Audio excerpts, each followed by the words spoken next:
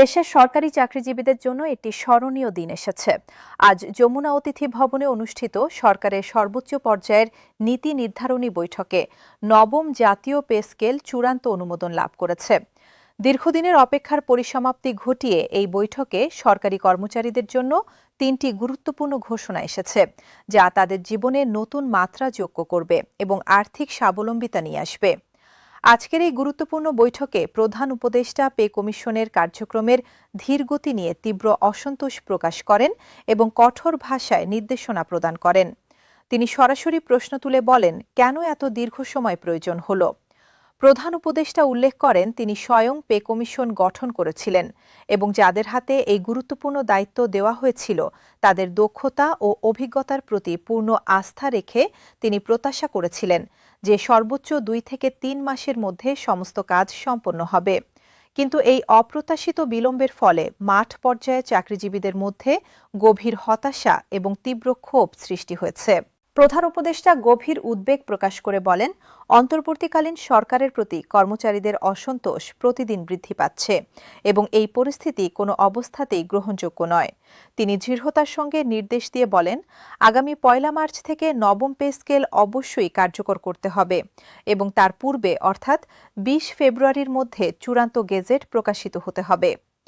প্রধান উপদেষ্টার এই স্পষ্ট ও কঠোর নির্দেশের পরিপ্রেক্ষিতে বৈঠকে উপস্থিত অর্থ উপদেষ্টা ড সালাহউদ্দিন আহমেদ তাৎক্ষণিক সম্মতি জানান এবং দ্রুত বাস্তবায়নের সুনির্দিষ্ট আশ্বাস প্রদান করেন। অর্থ উপদেষ্টা তার বক্তব্যে স্পষ্টভাবে জানান, প্রধান উপদেষ্টা যেহেতু 1 মার্চের মধ্যে নবম পে স্কেল কার্যকর করার দৃঢ় নির্দেশনা দিয়েছেন এবং এটি এখন জাতীয় অগ্রাধিকারের বিষয়ে পরিণত হয়েছে, তাই গ্যাজেট প্রকাশ এখন অবশ্যম্ভাবী।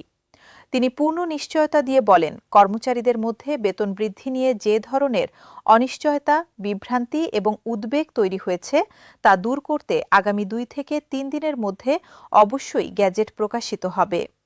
অর্থ উপদেষ্টা আরও জানান, দাপ্তরিক সমস্ত কাজ এবং প্রয়োজনীয় হিসাব নিকাশ ইতিমধ্যে সম্পূর্ণভাবে সম্পন্ন হয়ে গেছে।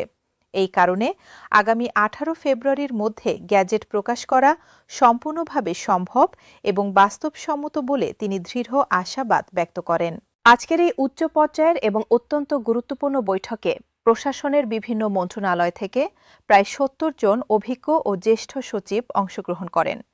বেতন বৃদ্ধি এবং পে স্কেল বাস্তবায়নের প্রশ্নে তারা অত্যন্ত ইতিবাচক, গঠনমূলক এবং সহায়ক মতামত প্রদান করেন। 70 জন সচিব সম্মিলিতভাবে এবং একযোগে জানান, একটি জাতীয় বেতন কাঠামো সংশোধন এবং নতুনভাবে প্রণয়ন করা অবশ্যই একটি জটিল, সময় সাপেক্ষ এবং দায়িত্বপূর্ণ কাজ। তবে তা সম্পন্ন করতে 2 থেকে 3 মাসের অধিক সময় ব্যয় করা কোনো অবস্থাতেই যুক্তিসঙ্গত বা গ্রহণযোগ্য নয়। তারা স্মরণ করিয়ে দেন, অন্তর্বর্তীকালীন সরকার গত জুলাই মাসে পে কমিশন গঠন করেছিল এবং তাদের কাজ সম্পন্ন করার জন্য 6 মাসের একটি নির্দিষ্ট সময়সীমা প্রদান করা হয়েছিল। তবে সচিবদের দৃঢ় প্রত্যাশা ছিল যে সর্বোচ্চ 3 মাসের মধ্যে গেজেট প্রকাশিত হবে। সচিবরা বৈঠকে অত্যন্ত জোরালোভাবে এবং স্পষ্টভাবে তুলে ধরেন যে কর্মচারীরা বর্তমানে যে মাত্রায় এবং যে ব্যাপকতায় বৈষম্য, মুদ্রাস্ফীতি এবং অর্থনৈতিক চাপের শিকার হচ্ছেন, তাতে তাদের বেতন যত দ্রুত সম্ভব বাস্তবায়ন করা অত্যন্ত জরুরি এবং অপরিহার্য। তারা বিস্তারিতভাবে জানান, অর্থনৈতিক দৃষ্টিকোণ থেকে সরকারি কর্মচারীরা বহুমুখী এবং বহুস্তরীয় সমস্যার সম্মুখীন এবং তাদের অনেকে গভীর ঋণের জালে আবদ্ধ হয়ে পড়েছেন। এই জটিল পরিস্থিতিতে তাদের অর্থনৈতিক সক্ষমতা এবং ক্রয় ক্ষমতা বৃদ্ধি করে নবম পে স্কেলের আওতায় সকল প্রকার সুযোগ সুবিধা প্রদান করা অপরিহার্য, যাতে প্রশাসন সচল, কর্মক্ষম এবং গতিশীল থাকে। সচিবরা দৃঢ়ভাবে মত প্রকাশ করেন যে পে কমিশনকে অবশ্যই তাদের এই অযাচিত বিলম্বের জন্য জবাবদিহিতার সম্মুখীন হতে হবে এবং দ্রুততম সময়ের মধ্যে সকল কার্যক্রম সম্পন্ন করতে হবে। আজকের গুরুত্বপূর্ণ বৈঠকে বিএনপির ভারপ্রাপ্ত চেয়ারম্যান তারেক রহমান উপস্থিত ছিলেন এবং তিনি সরকারি চাকরিজীবীদের পক্ষে অত্যন্ত দৃঢ় এবং স্পষ্ট বক্তব্য উপস্থাপন করেন। তিনি কোনো ধরনের দ্বিধা ছাড়াই বলেন, কর্মচারীদের এখন আর কোনোভাবেই অবহেলা, অবজ্ঞা বা অসম্মান করা যাবে না এবং তাদের প্রাপ্য সম্মান ও মর্যাদা নিশ্চিত করতে হবে। তারেক রহমান সুনির্দিষ্ট পরিসংখ্যান উপস্থাপন করে গুরুত্বের সঙ্গে উল্লেখ করেন, বাংলাদেশের সরকারি চাকরিজীবীদের প্রায় 1/3 হচ্ছেন নিম্ন আয়ের কর্মচারী এবং তারাই প্রশাসনের প্রকৃত ভিত্তি ও মেরুদণ্ড।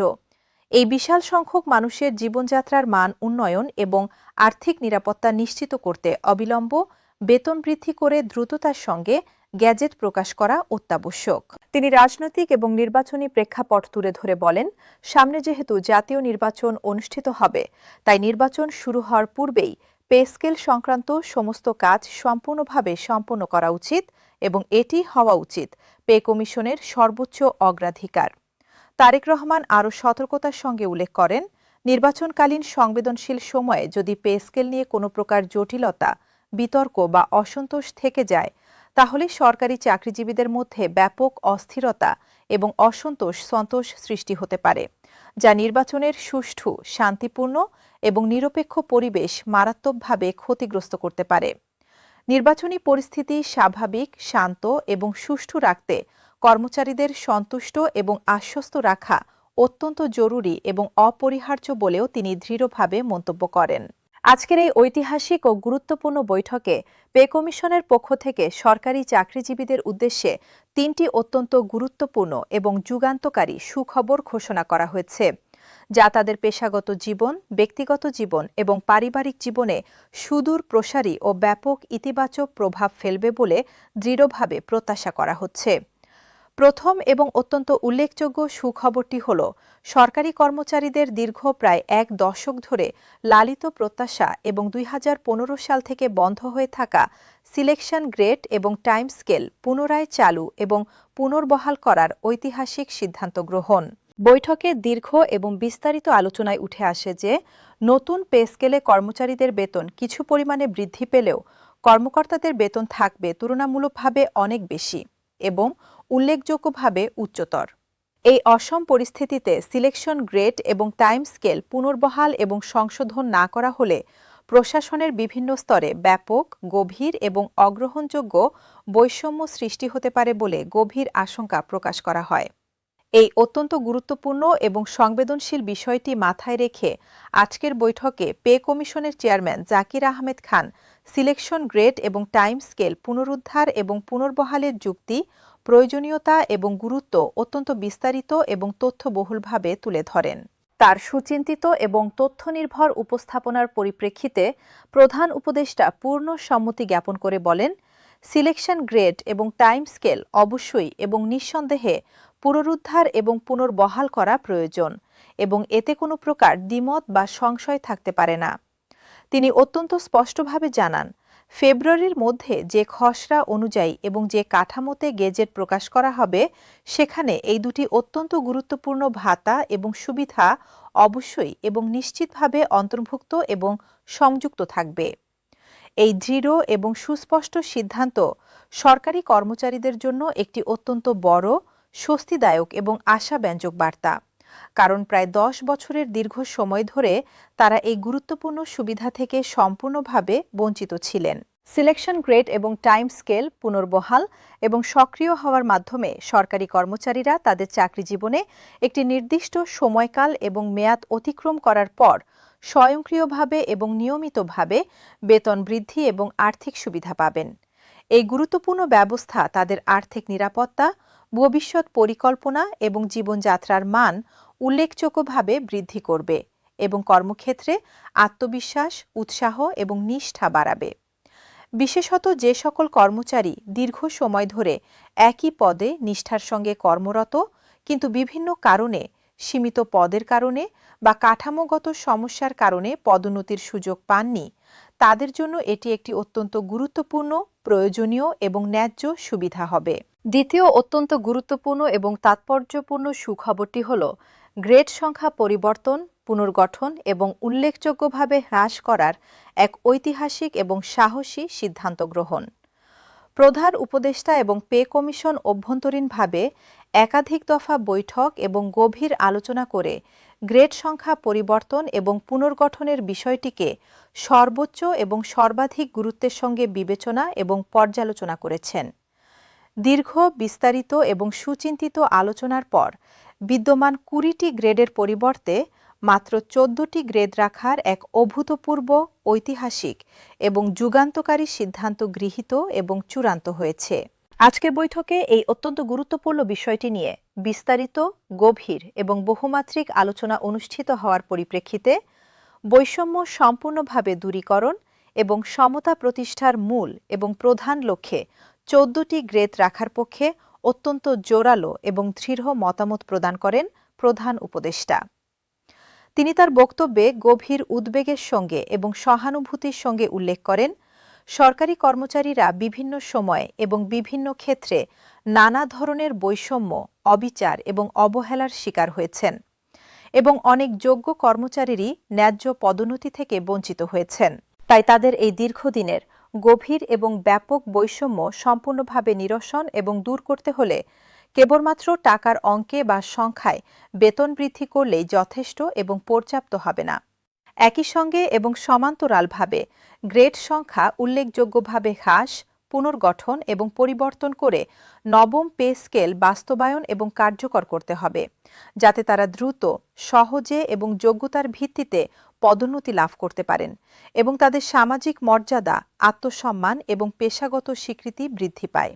গ্রেড সংখ্যা হ্রাস এবং পুনর্গঠনের এই সাহসী এবং দূরদর্শী সিদ্ধান্তের মাধ্যমে কর্মচারীদের পদোন্নতির পথ আরও মসৃণ, সহজ এবং স্বচ্ছ হবে। তৃতীয় এবং সবচেয়ে গুরুত্বপূর্ণ সুখবরটি হল সরকারি চাকরিজীবীদের জন্য বাড়ি ভাড়া ভাতা এবং চিকিৎসা ভাতার ব্যাপক ও আমূল পরিবর্তন। বর্তমান বাজার পরিস্থিতির সঙ্গে সামঞ্জস্য রেখে বাড়ি ভাড়া ভাতা মূল বেতনের ৭০% নির্ধারণ করার সিদ্ধান্ত গৃহীত হয়েছে, যা পূর্বে অত্যন্ত অপর্যাপ্ত ছিল।